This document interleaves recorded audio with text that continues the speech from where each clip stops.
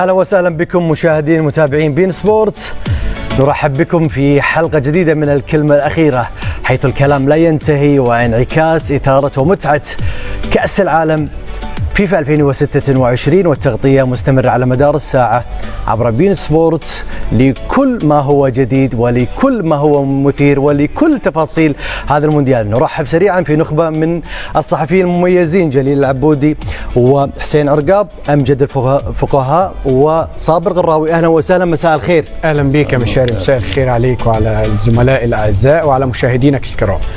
أبرز ما حدث في المواجهة العربية، الجزائر تنتصر على الأردن. نتابع أبرز ما جاء في هذه المواجهة ثم نفتح النقاش مع ضيوف.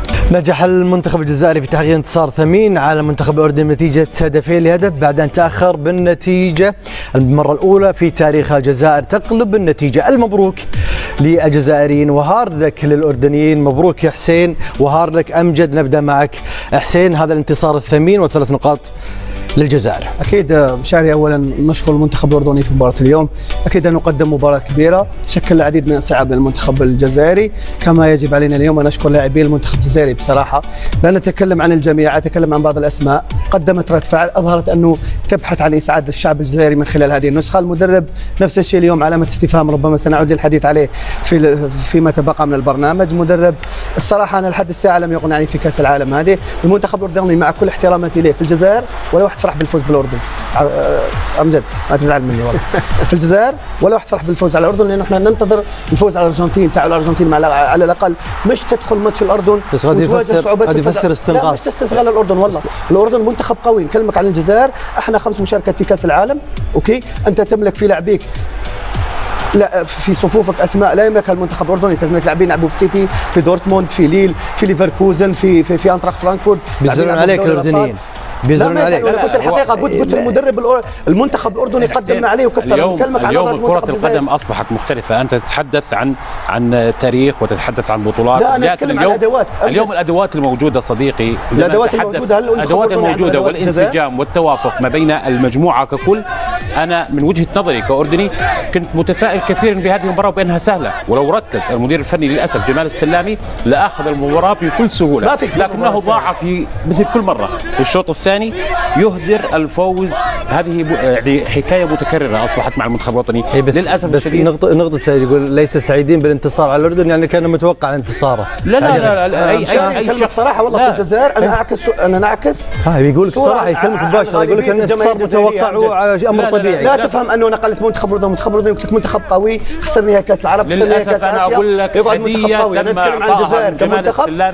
احنا المفروض طيب يقول لك هذه هديه، انت ما انتصرت الا بهديه في الأردن.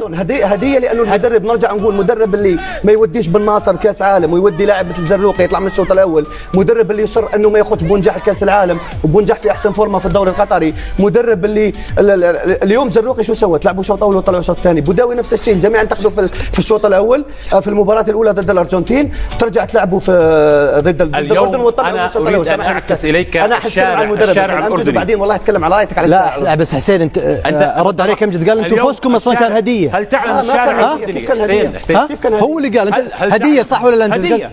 جمال السلامي اعطاكم هديه. في الشوط الاول كان الجمهور الجزائري والمدير الفني للمنتخب الجزائري على اعصابه من هذا الرعب الموجود في الملعب. اليوم لم يتحكم بايقاع المباراه في الشوط الاول المنتخب الجزائري، لم يتحكم في الشوط الاول للدقيقه 60. للدقيقه 60 لم يكن هذا. اليوم كانوا يستنوا ورا الأردن. يا امجد قول لي رعب. انت كرة القدم كرة القدم الحديثة مبنية على هذا الشكل الذي أوجده المنتخب الأردني. للأسف الجميع في الأردن اليوم لا ينظر إلى المنتخب الجزائري بأنه البعبع. كانت المباراة استنى لما قلت بعبع انت تقول غير سعيدين الجزائريين؟ غير سعيدين لانه قلت لك اذا قارنا اقل حاجه على مستوى الاسماء يا مشاري، على مستوى الاسماء لا يمكن. حسين تكلم بصراحه اكثر، يعني شو اللي تقصد؟ شو اللي تقصده؟ على مستوى الاسماء لا يمكن مقارنه الجزائر بالمنتخب الاردني، ولا يمكن للاردن ان تشكل صعوبات للمنتخب الجزائري في وجود مدرب. ماذا قدم المنتخب الجزائري امام الارجنتين؟ ماذا قدم خلال 90 دقيقه؟ نمسا قدمت الارجنتين في المباراه الاولى. ماذا قدم امام شو سوت الارجنتين امام الجزائر؟ انا اقول لك والله بكلمك بجد. كيف؟ انت شو سوت الارجنتين؟ هل الارجنتين ضغطت على الجزائر؟ انت شفت الماتش؟ لعبه تمرين، كان تمرين المنتخب الارجنتيني. ما في تمرين، عباره عن تمرين. استنوا في الورا ولعبوا. صابر، هل الارجنتين ضغطت على الجزائر؟ خل صابر وخل حسين خل جليل. اي نعم. انا اليوم اعيد واكرر يا شمشال في الجزائر، وقلت لك والله تعي الكلمه يعني غير سعيدين. شوف يا امجد، ما تفهمني غلط، ليس تقليلا من المنتخب الاردني. في الجزائر قسما بالله نص الشعب ان لم اقل 80% من الشعب زعلان لانه فاز على الاردن بهذه الطريقه. طب تسمح لي حسين، واعطيتك الاسباب، انا ما قلت الاردن. وهذا يعني ليس استنقاص. مش استنقاص، انا قلت مدرب عنده كل هذه الادوات المفروض ما يدخل الشوط الاول. ترى الاردن ما يخلص وصيف اسيا، الاردن وصيف العرب، الاردن تاهلت مباشره. انا قلتها الحين، انا قلتها بس انا اقصد قد يكون من يتفق معك، انا ليس بصدد الرد عند امجد. في الاردن عندك نوري، اعطيني رد علي دقيقه بس. في الاردن صديق، خليني اجاوبك عندك بن سبعيني. صديق حسين، اليوم منتخب الجزائر من بعد 2019 تراجع فنيا الى حد لا يمكن ان يقنع الشارع الجزائري.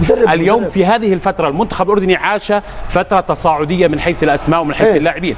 انت تسالني في عندك، انا لا الوم اللاعبين، الوم القائمين في الاتحاد الاردني على عدم التسويق الحقيقي للاعب الاردني، على عدم اليوم اللاعب الاردني من افضل اللاعبين العرب. يا امجد هذا شغل محلي اللاعب الاردني اليوم لا بس حسين عشان يكمل مقاطعكم.